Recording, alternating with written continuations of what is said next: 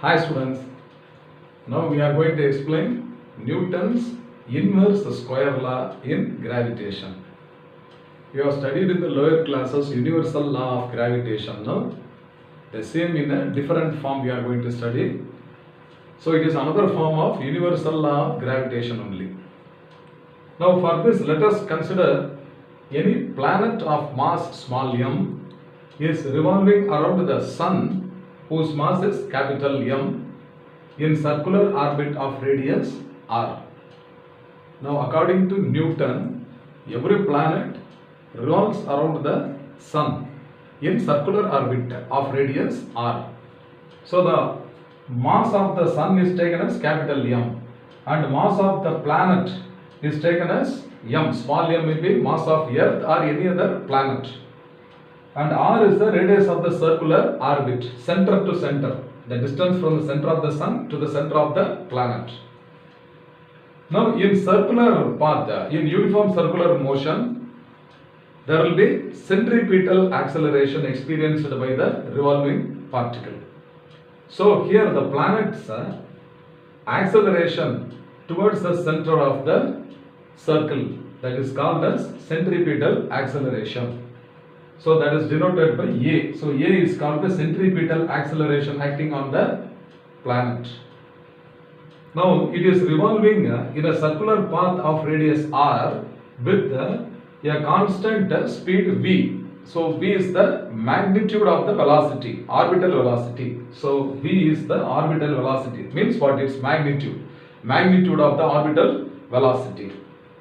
Now we have to derive the law of gravitation from this example. Okay.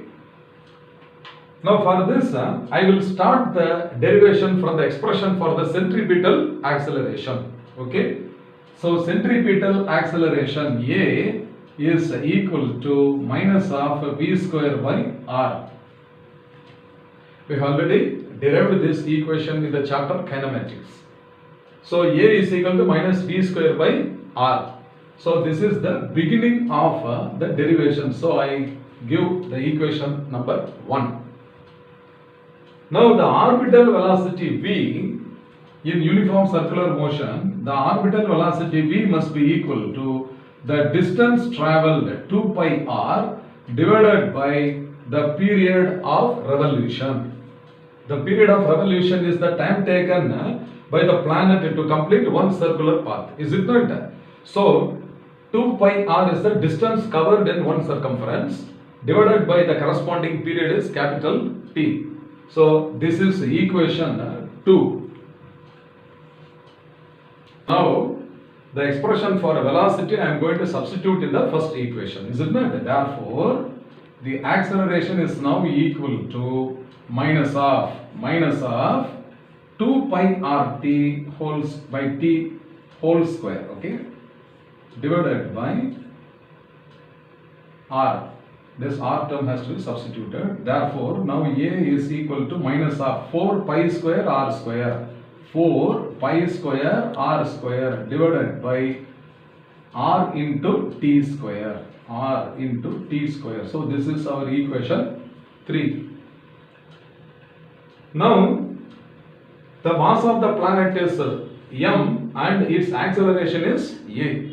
Now as per Newton's second law of motion, the force acting on the planet is exerted by the sun. Okay. So the gravitation force exerted by the sun on the planet must be equal to the mass of the planet and its acceleration. Is it not? So I will write force acting on the planet. So force acting on the planet is given by F is equal to m into A. So I have to multiply this term by the mass. Understand that? So now F is equal to, I will attach mass anywhere inside such that this is a 4 pi square into m r square divided by rt square. Okay, rt square. Now this power 2 and this r term can be cancelled. Therefore I get an expression F is equal to minus 4 pi square into m into r by t square separated. There is some purpose of writing this r by t square separately. Okay, so this will be our equation number 4. So this force is acting on the planet exerted by the sun. Okay, so that is F is equal to minus 4 pi square m into r by t square. Okay, now we have studied Kepler's laws of motion, is it not? The third law of Kepler is also called as law of periods. So according to Kepler's third law, so from Kepler's third law,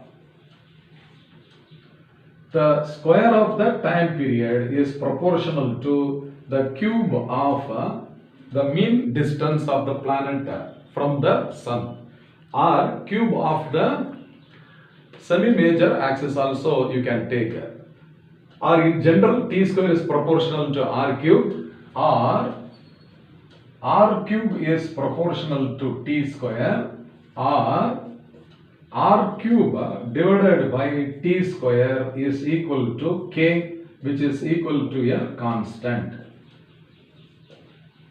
Okay, now on the left hand side r cube by t square I am going to split. How I am going to split? You see, this is r by t square into remaining is r square. This is equal to k. So this implies r by t square. So r by t square is equal to k by r square. So this conversion is required for us. Okay. So instead of r by t square, I can write k by r square, where k is some constant, that's all. Okay, it may have some numerical value.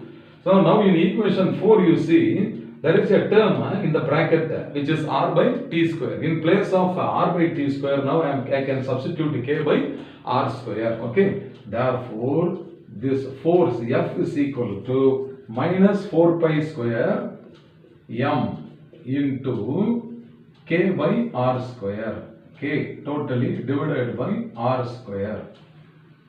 Now this can be written in a different form. So this is equal to minus 4 pi square into k into m divided by r square. In this form also I can write it. Okay. Now this is the force acting on the planet, is it not? Who is exerting this force on the planet is the sun. So this is called the force of action, action force. As a reaction, according to Newton's third law, action and reaction are two forces which are equal in magnitude but opposite in direction, is it not? So now I can write this expression in a different form, including the mass of the sun also. Here we can see that this force acting on the planet is expressed in terms of the mass of the planet. This is the action force. Suppose if I will write in terms of the reaction force, means then the mass of the sun also has to be included. So what Newton says, this quantity in the bracket must be a product of the mass of the sun into some other constant, and that constant is nothing but the gravitational constant. Okay, so this is also, we can write this 4 pi square into k must be equal to some other constant multiplied by the mass of the sun. So this must be equal to capital G into m, where m is the mass of the sun. Understand that? So now I can write F is equal to minus of, instead of this bracketed quantity I can write capital G into capital M, and the remaining terms are as it is, m divided by r square.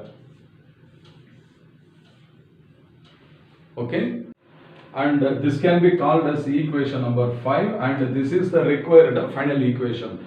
So this is the same as what universal law of gravitation. So this gravitational force between any two masses is directly proportional to the product of the masses and inversely proportional to what? The square of the distance. Since the square of the distance is inversely proportional to the F, okay, this law is called as what? Newton's inverse square law. I hope you must have understood well. Fine.